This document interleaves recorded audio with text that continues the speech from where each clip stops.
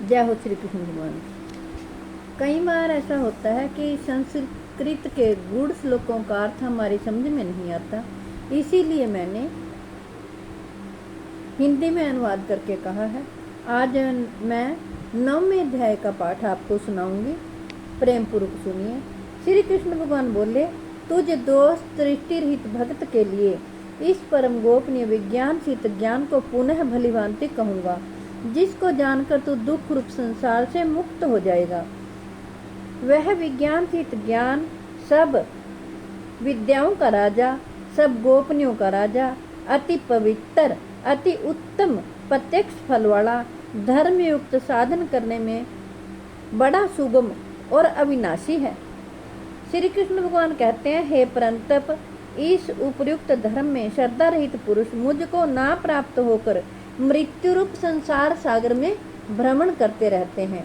मुझ निराकार परमात्मा से यह सब जगत जल से बर्फ के दृश्य परिपूर्ण है और सब भूत मेरे अंतर्गत संकल्प के आधार स्थित हैं, किंतु वास्तव में मैं उनमें स्थित नहीं हूँ। वे सब मुझ में स्थित नहीं हैं, किंतु मेरी ईश्वरीय योग शक्ति को देख कि भूतों का धारण पोषण करने वाला और भूतों को उत्पन्न करने वाला भी मेरा आत्मा वास्तव में भूतों में स्थित नहीं है। जैसे आकाश से उत्पन्न सर्वत्र विचरने वाला महान वायु सदा आकाश में ही स्थित है, वैसे ही मेरे संकल्प द्वारा उत्पन्न होने से संपूर्ण जय हो श्री कृष्ण।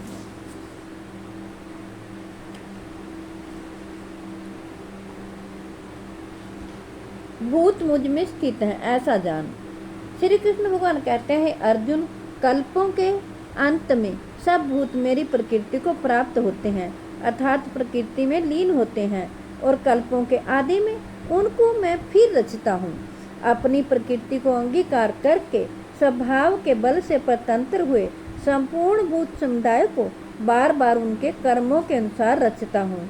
हे अर्जुन, श्री कृष्ण भगवान कहते हैं, उन कर्मों में आसक्ति रहित और उदासीन के दृश्य स्थित मुझ परमात्मा को वे कर्म नहीं बांधते। हे अर्जुन, मुझ अधिष्ठाता के सकाश से प्रकृति चराचर से जगत को सर्व जगत को रचती है, और इस हेतु से ही यह संसार चक्कर घूम रहा है। श्री कृष्ण भगवान कहते हैं, मेरे परम भाव को ना जानने वाले मूढ़ लोग मनुष्य का शरीर धारण करने वाले मुझ संपूर्ण भूतों के महान ईश्वर को तुच्छ समझते हैं, अर्थात अपनी योग माया से संसार के उद्धार के लिए मनुष्य रूप में विचरते हुए मुझ परमेश्वर को साधारण मनुष्य मानते हैं। वे बेअर्थ आशा, बेअर्थ कर्म और बेअर्थ ज्ञान वाले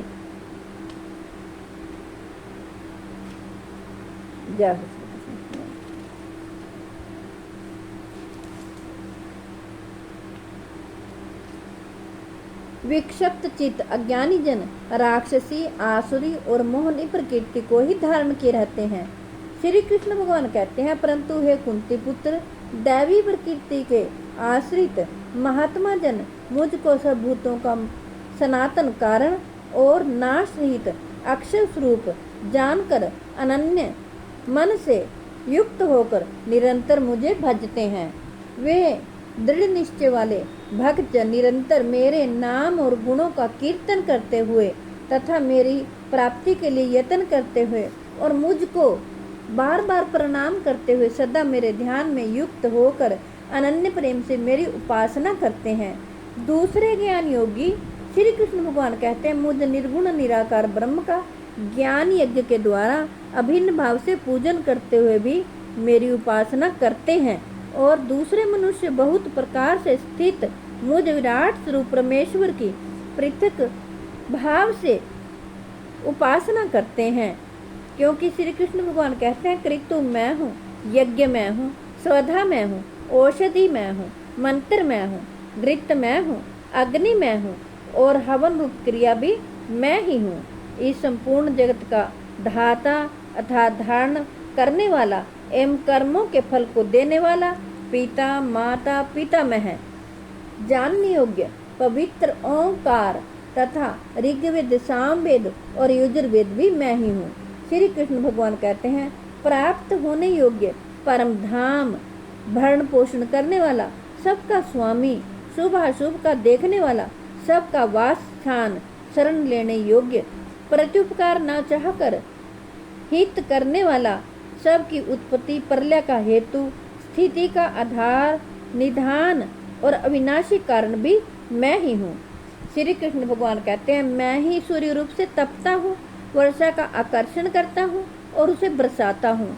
हे अर्जुन, मैं ही अमृत और मृत्यु हूँ और सत असत भी मैं ही हूँ। तीनों वेदों में विधान किए हुए सकाम कर्मों को करने वाले, सोम रस को पीने वाले, पाप रहित पुरुष मुझको यज्ञों के द्वारा पूजकर स्वर्ग की प्राप्ति चाहते हैं। वे पुरुष अपने पुण्यों के फल रूप स्वर्ग लोक को प्राप्त होकर स्वर्ग में दिव्य देवताओं के भोगों को भोगते हैं। वे उस विशाल स्वर्ग लोक को भोग कर पुण्य क्षीण होने पर मृत्यु लोक को प्राप्त होते हैं। इस प्रकार स्वर्ग के साधन रूप तीनों वेदों में कहे हुए सकाम कर्म का आश्रय लेने वाले और भोगों की कामना वाले पुरुष बार बार आवागमन को प्राप्त होते हैं, अर्थात पुण्य के प्रभाव से स्वर्ग में जाते हैं और पुण्य क्षीण होने पर मृत्यु लोक में आते हैं। जो अनन्य प्रेमी भक्त जन मुझ परमेश्वर को निरंतर चिंतन करते हुए निष्काम भाव से भजते हैं, उन नित्य निरंतर मेरा चिंतन करने वाले पुरुषों का योगक्षेम मैं स्वयं प्राप्त कर देता हूँ। योगक्षेम किसे कहते हैं? जो छोटी मोटी जरूरतें हैं वो भी भगवान जो उसकी शरण में जाता है उसकी स्वयं पूरी करते हैं।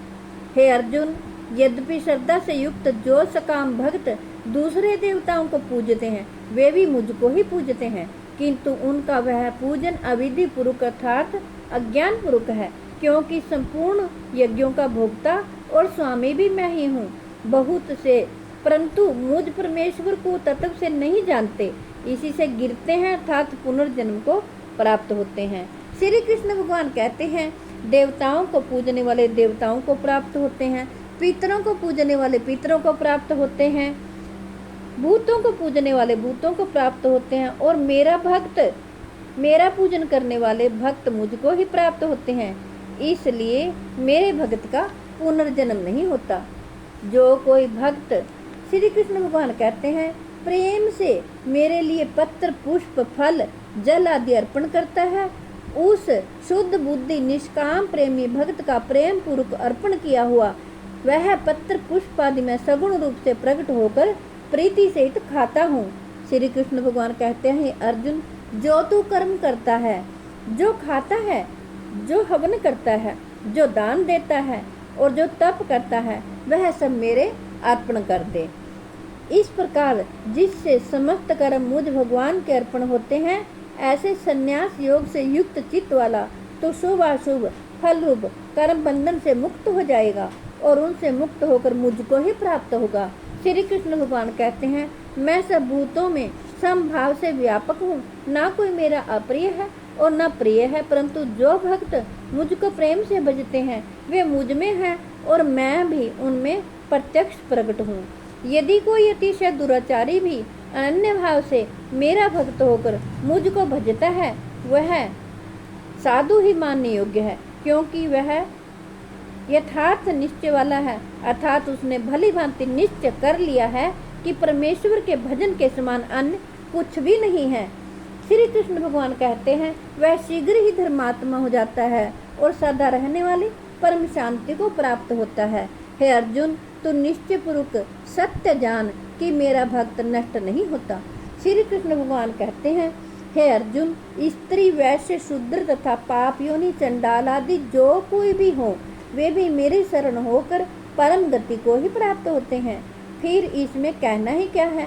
जो पुण्यशील ब्राह्मण तथा राजऋषि भक्तजन मेरी शरण होकर परम गति को प्राप्त होते हैं, इसलिए तो सुख रहित और क्षण भंगुर इस मनुष्य शरीर को प्राप्त होकर निरंतर मेरा ही भजन कर, मुझ में मन वाला हो और मेरा भक्त बन, मेरा पूजन करने वाला हो, मुझको प्रणाम कर। इस प्रकार आत्मा को मुझ में नियुक्त करके मेरे प्राण होकर तू मुझको ही प्राप्त होगा। श्री कृष्ण भगवान कहते हैं, मन मना भव मद भक्तो मद्याजी मानमस्कुरु मामे वैश्यसि सत्यम युक्त तम आत्मानम मत प्रायण है। जय हो श्री कृष्ण भगवान। ये नवमा भगवान श्री कृष्ण जी का 10वां अध्याय था। और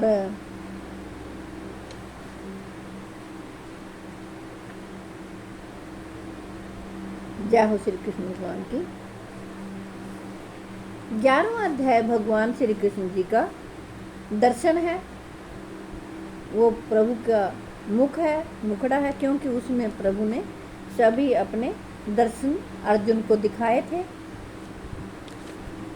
आप हमेशा भगवान श्री कृष्ण जी की शरण में रहिए, क्योंकि प्रभु ने खुद कहा है, उनकी वो खुद जिम्मेवारी ले लेते हैं। दुख सुख जो भी है वो प्रभु ही देते हैं, क्योंकि वो भगवान सुख देते हैं। दुख तो हमारे कर्मों का है, जैसे हम कर्म करेंगे वैसा हमें फल जरूर भोगना पड़ेगा। इसलिए कर्म क्या है, कर्म अच्छे करने चाहिए। अगर हम अच्छे कर्म करेंगे तो हमें अच्छा ही फल मिलेगा। ये प्रभु ने इसमें साक्षात कहा है कि आप मेरी शरण में आइए। अर्जुन से कहा है, अर्जुन तो श्री कृष्ण भगवान का ही रूप थे।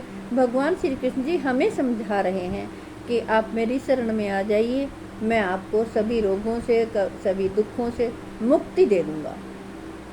और प्रभु कहते हैं कि मेरे भक्त का पुनर्जन्म नहीं होता। इसलिए हमें भगवान की शरण में जाना चाहिए। उस प्रभु की शरण में जाएंगे तो हमारी अच्छी गति होगी। यहाँ से कुछ नहीं ले जाना है, सिवाय प्रभु के नाम के हमारे साथ कुछ भी नहीं जाएगा। जो हम भलाई करेंगे वो ही हमारे साथ जाएगी।